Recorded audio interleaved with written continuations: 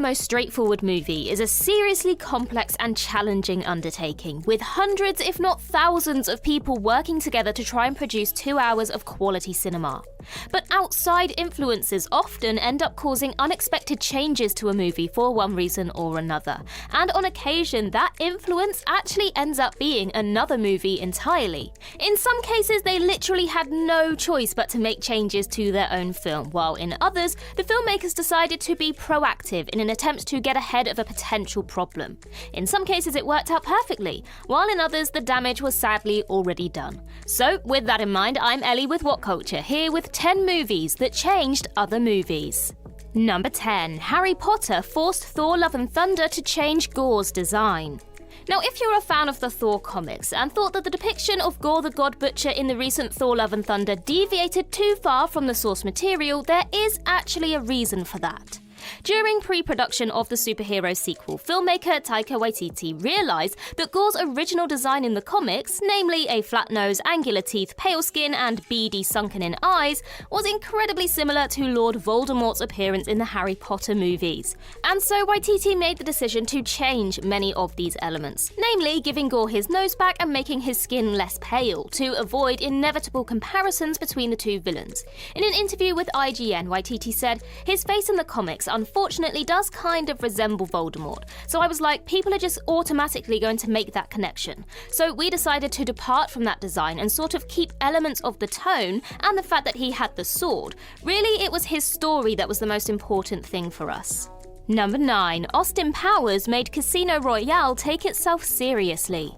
2006's Casino Royale marked a new era for James Bond in more ways than one. In addition to introducing audiences to Daniel Craig's new take on the character, it also had to consider 007's relevance in a post-Austin Powers world. The Austin Powers trilogy was conceived as a thinly veiled parody of the more ridiculous Bond films, largely from the Roger Moore era. But given the abject silliness of some of the Pierce Brosnan starring entries released in Austin Powers' shadow, especially Brosnan's final outing Die Another Day, it began to feel like Bond had actually become Austin Powers in its own right. And so for the Craig starring reboot, it was felt that Austin Powers had effectively forced the filmmakers' hands to steer the franchise in a considerably grittier, more serious direction, free of the silliness and irony of the Moore and Brosnan eras.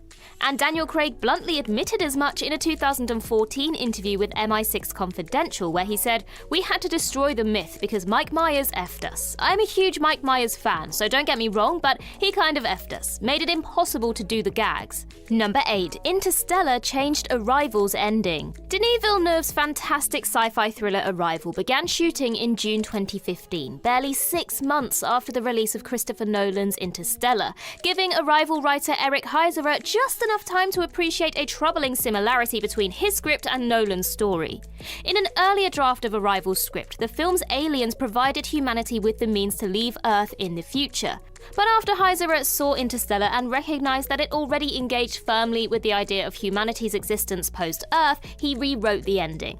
In an interview with Collider, Heiserer said, "I would say the only real significant change is the gift that the heptapods leave us with. In earlier versions, they were leaving sort of the blueprints to an interstellar ship, like an ark of sorts. And then Chris Nolan's Interstellar came out and all of us got together and said, well, this doesn't quite work now. So we focus more on what we had there in front of us, which was the power of their language." Number 7. Moulin Rouge made Panic Room recast its lead. From late 1999 through to mid-2000, Nicole Kidman filmed her iconic Oscar-nominated performance as Satine in Baz Luhrmann's Moulin Rouge, a physically demanding role which caused her numerous injuries, including breaking several ribs, tearing her knee cartilage and fracturing her knee. More than 6 months later, Kidman began work on David Fincher's thriller Panic Room, where she was cast as protagonist Meg Altman. However, after Kidman had spent 2 weeks filming, she was injured on set and sent for an X-ray, where it was revealed that her fractured knee sustained during Moulin Rouge had never fully healed.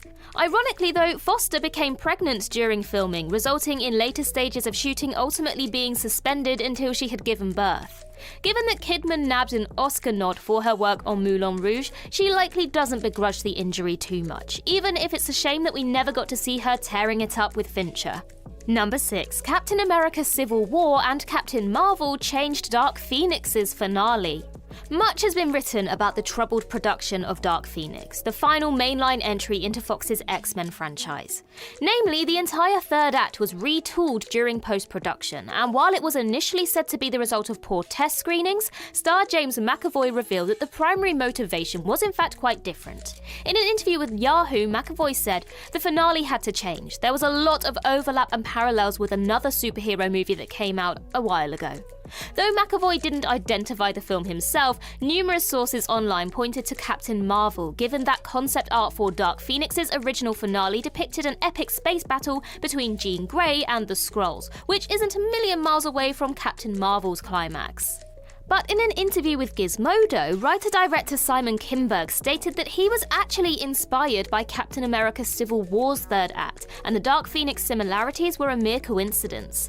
He said, "My original ending didn't have the entire X family together the way they are in the film now.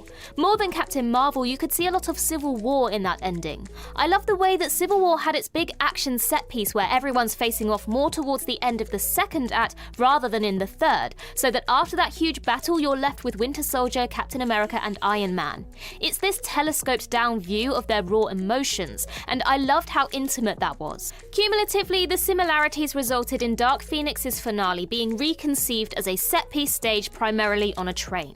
Number 5. Red Notice made SAS Red Notice change its title on Netflix. Here's an especially weird example of the influence a film can have over another, given that the film calling the shots was released afterwards. British action thriller SAS Red Notice, starring Ruby Rose and Sam Heughan, was initially released in March 2021, but when it went to Netflix a few months later, it was renamed to SAS Rise of the Black Swan. The reason for this? Netflix had their own film called Red Notice, the mega-budget blockbuster starring Dwayne Johnson, Ryan Reynolds and Gal Gadot, mere months away from release, and didn't want audiences to confuse the two. And so they flexed their industry muscles to get the original Red Notice retitled for its release on the streaming platform. After all, we wouldn't want audiences mistaking one aggressively forgettable action thriller for another now, would we? Hilariously, the Rotten Tomatoes consensus makes light of the film's dual title amid mediocre reviews, saying, "Whether it's called SAS Red Notice or SAS Rise of the Black Swan, this is a thoroughly mediocre action thriller." Number 4. Inception made X-Men First Class remove a Professor X fight scene. Christopher Nolan and his damn good ideas strike again, this time causing an entire planned sequence for X-Men First Class to be scrapped. The original script for the superhero prequel featured a cerebral action sequence in which Professor X battled several mutants, with the set piece involving spinning rooms and other physics-bending imagery. But less than a month before First Class began shooting, director Matthew Vaughn saw Inception and decided that the sequence had to go, for fear of being accused of ripping off the rotating hallway and physics-defying action from Nolan's sci-fi epic. In an interview with the LA Times, Vaughn said, "I saw Inception, which I loved, but my heart sank when I saw that a few of the ideas we had were up on the screen. So it's either leave it in and look as if you're copying or change things. We completely ripped out about 12 pages of the script and the storyboards." Number 3. The Jungle Book caused Mowgli Legend of the Jungle to be delayed and dumped on Netflix. Back in 2012, Warner Bros. Announced that they were developing a new Jungle Book film adapted from the short story collection All the Mowgli Stories, with Andy Serkis ultimately tapped to direct. Barely a year later, Disney announced their own Jungle Book film, a remake of the classic 1967 animation as helmed by Jon Favreau. And so there were two competing Jungle Book films in the works, and despite Serkis's movie being announced first, it was Favreau's that started shooting beforehand. With Favreau's picture in the can before Serkis's had even begun filming, it was also the one that ended up releasing first, landing in April 2016 to rave reviews and a phenomenal box office performance. Ultimately, Mowgli ended up releasing in November 2018, over 2.5 years after Favreau's film, and appreciating that it wouldn't make much of a dent at the box office, it was sold off to Netflix. Number 2. Mission Impossible Fallout was responsible for Justice League's Moustache Gate. And now for perhaps the single most insane and damaging degree of influence a single movie has ever had over another. During post-production of the original Joss Whedon version of Justice League, Henry Cavill was summoned back to set for reshoots, while in the middle of filming his villainous role in Mission Impossible Fallout. This presented quite the logistical and technical challenge for Warner Brothers, given that Cavill had grown out a bushy moustache and stubble for the Mission Impossible role and was contractually forbidden from shaving it until production was complete. Though Fallout director Christopher McQuarrie agreed to let Cavill shave the tash in exchange for $3 million from Warner Brothers to restore the facial hair digitally, Paramount executives vetoed the idea. As a result, Warner Brothers had no choice but to shoot Cavill's new Superman scenes with the Mission Impossible moustache in place and then digitally remove it in post-production. The results were not good, to be kind. From the very first moment we see Cavill in Justice League's opening phone footage, it's painfully clear that his lower jaw has been replaced with uncanny valley visual effects. Justice League was widely ridiculed for this, all while Mission Impossible Fallout went on to score the series' best reviews and box office to date. Number 1. Matilda made Nanny McPhee ditch its original title. 2005's dramedy fantasy Nanny McPhee was based on Christiana Brand's 3 Nurse Matilda books, yet the filmmakers opted to rename the film adaptation to Nanny McPhee for fear of confusing family audiences.